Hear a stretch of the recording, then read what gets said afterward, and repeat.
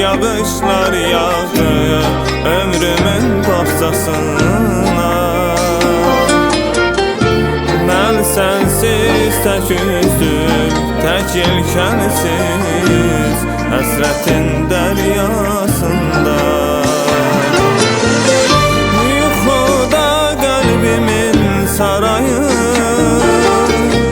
batdı gecələrimin ayı. Döyen olmadı evimin kapısı, küləkdən savayı.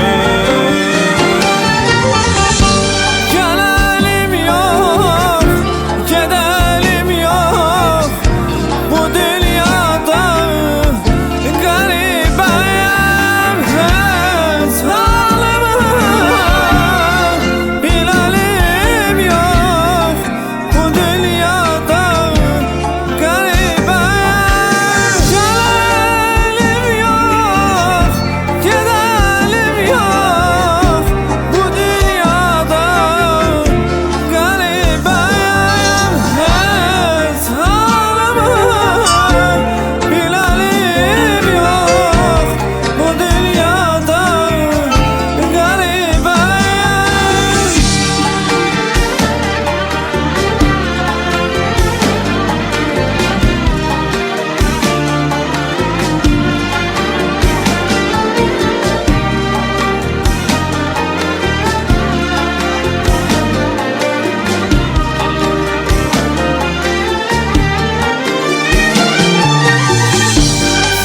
geden gündən yar, hey yağışlar yağdı ömrümün bağçasına.